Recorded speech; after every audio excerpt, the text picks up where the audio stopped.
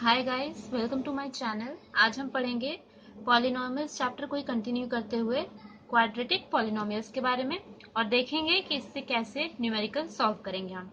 तो सबसे पहले रिवाइज कर लें क्या होते हैं क्वाड्रेटिक पॉलिनॉमियल। वो पॉलिनॉमियल्स जिनकी डिग्री 2 हो, जैसे 5x² प्लस 2, ये है क्वाड्रेटिक पॉलिनॉमियल। क्यों? क्योंकि इसकी डिग्री है 2। क्वाड्रेटिक पॉलिनॉमियल को लिखने का एक सिंपल तरीका है कि वो इस फॉर्मेट में लिखा जाता है। वो फॉर्मेट है ax² plus bx plus c, जहाँ पे c कांस्टेंट टर्म में है और x² और x दोनों वेरिएबल्स हैं। तो ये हमें पता चल गया कि एक फॉर्मेट जिसमें क्वाड्रेटिक पॉलिनॉमियल लिखा जाता है वो ये है ax² plus bx plus c। Quadratic polynomial जिसकी डिग्री 2 होती है, तो इससे हमें पता चलता है कि इसके जीरोस भी 2 होंगे। तो उन जीरोस को हम कैसे रिप्रेजेंट करेंगे? क्वाड्रेटिक पॉलिनॉमियल के जीरोस को हम रिप्रेजेंट करेंगे अल्फा से, बीटा से। हम कोई भी दूसरा वेरिएबल ले सकते हैं, लेकिन ये दोनों वाइडली यूज किए जाते हैं। तो हमने मान लिया कि ये हमारा एक क्वाड्रेटिक पॉलिनॉमियल है जिसके दो जीरोस हैं, अल्फा और बीटा। अल्फा और बीटा। जीरोस क्या होते हैं? What are zeros of a polynomial? तो जीरोस वो नंबर्स हैं जो अगर इस पॉलिनॉमियल में हम x की जगह पे यूज करेंगे तो इस पूरे पॉलिनॉमियल की वैल्यू 0 आ जाएगी। समझ में आ रहा है? जीरो वो नंबर्स होते हैं जो किसी भी क्वाड्रेटिक इक्वेशन में, क्वाड्रेटिक नहीं, किसी भी पॉलिनॉमियल में अगर हम वेरिएबल की जगह पे यूज करेंगे तो वो इक्वेट करके 0 हो जाएगा। अब हम पढ़ेंगे relationship between coefficient and zeros of quadratic polynomial. हम एक एक करके क्वाड्रेटिक, क्यूबिक और फिर बाई क्वाड्रेटिक के बारे में पढ़ेंगे। तो सबसे पहले क्वाड्रेटिक पॉलिनॉमियल, इसके जीरोस क्या थे? सॉरी, पहले हमने ले लिया था अल्फा और दूसरा था हमारे पास बीटा। ये इसके जीरोस हैं। और कोफिशिएंट क्या है? तो कोफिशिएंट वो वैल्यू होती है जो वेरिएबल के साथ असाइन की जाती है। तो हम देखेंगे x² का कोफिशिएंट क्या है? a। x का कोफिशिएंट क्या है? b। इतना क्लियर है? अब हम पढ़ेंगे रिलेशन के बारे में। Relation between zeros and coefficient. तो सबसे पहले हमारे दो जो जीरोस थे वो थे अल्फा और बीटा। तो हम जीरोस और कोफिशिएंट के बीच में रिलेशन कैसे देखेंगे? तो सबसे पहला मेथड है हमारे पास, हम दोनों जीरोस को ऐड करेंगे। तो जो सम होता है दोनों जीरोस का, alpha plus beta is equal to coefficient of x upon coefficient of x²। अभी हमने बताया कि x का कोफिशिएंट क्या है? b is equal to b upon में x² का कोफिशिएंट है a, और ये माइनस में रहेगा। ठीक। दूसरा है अल्फा इंटू बीटा। ये क्या होता है? तो ये होता है constant term upon coefficient of x²। यहाँ कांस्टेंट टर्म क्या है? c हमारा कांस्टेंट टर्म है। तो c अपॉन में x² का कोफिशिएंट क्या है? a। ये हमारे दो फॉर्मूलाज हैं जो अगर हम समराइज करें तो होंगे alpha plus beta is equal to minus b upon a, और alpha into beta is equal to c upon a। इसको याद करने का सबसे अच्छा तरीका है कि अगर हम क्वाड्रेटिक पॉलिनॉमियल के बारे में पढ़ रहे हैं तो यहाँ पे डिनोमिनेटर में हमेशा x² होगा।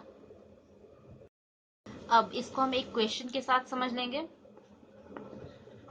तो हमारा क्वेश्चन है कि x square plus 7x plus 12, ये हमारे पास एक क्वाड्रेटिक पॉलिनोमियल है, हमें इसके जीरोस निकालने हैं और रिलेशनशिप वेरीफाई करना है जीरोस और कोफिशिएंट के बीच। तो जिन लोगों को नहीं पता कि इसके जीरोस कैसे निकलेंगे, तो इसको हम निकालेंगे स्प्लिटिंग मिडिल टर्म से। कैसे? उसके लिए हम सबसे पहले देखेंगे इस कांस्टेंट टर्म को। कांस्टेंट टर्म क्या है? 12, और ये x का कोफिशिएंट क्या है? 7। हमें दो ऐसे नंबर लेने हैं जिनको मल्टीप्लाई करने पे 12 आए और उनको ऐड करने पे, यहाँ पे ऐड का साइन है इसलिए उन्हें ऐड करने पे 7 आए। तो हम देखते हैं कौन से वो दो नंबर हैं। तो हम देखेंगे कि 4 और 3 कैसे? 4 इंटू 3 12, 4 3 ज़ा 12, और 4 प्लस 3 7। तो हमारे पास दो नंबर हो गए 4 और 3।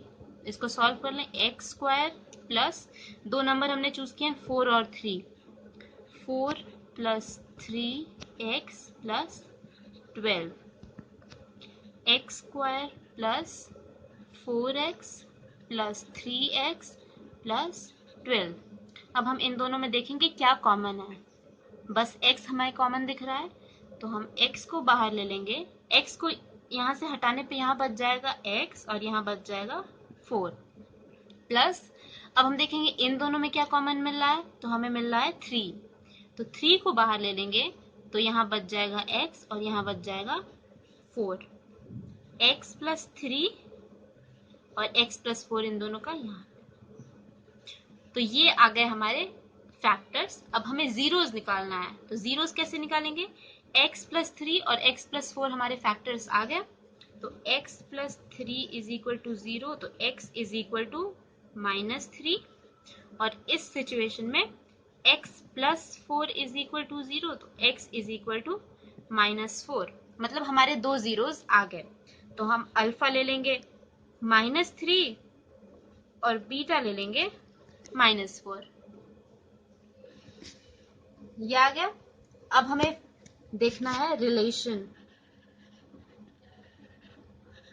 Between zeros and coefficient. हमारे जीरोस क्या थे?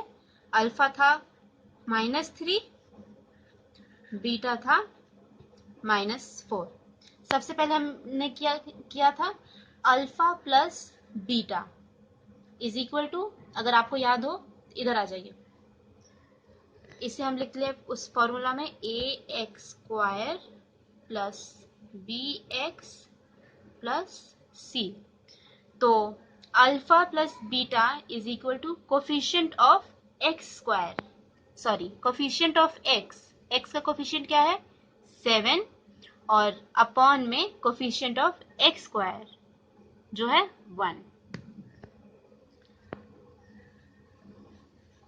Coefficient of x upon coefficient of X square. अभी हमने देखा तो कोफिशिएंट x का कोफिशिएंट क्या है? x का कोफिशिएंट है 7 और एक्स स्क्वायर का कोफिशिएंट था 1। अल्फा प्लस बीटा क्या? -3 plus -4 with a minus sign this way. -3 plus -4 हो जाएगा -7 इज इक्वल टू -7। ये वेरीफाई हो गया। दूसरा था alpha into beta is equal to constant term upon coefficient of X square. Alpha into beta -3 into -4 is equal to constant term हमारा क्या है? यहाँ आ जाइए क्वेश्चन पे, ये हमारा क्वेश्चन था। कॉन्स्टेंट टर्म हमारा है 12 और कोफिशिएंट ऑफ एक्स स्क्वायर है 1, तो 12, 4 3 12, माइनस माइनस प्लस हो जाएगा is equal two plus, hence verified.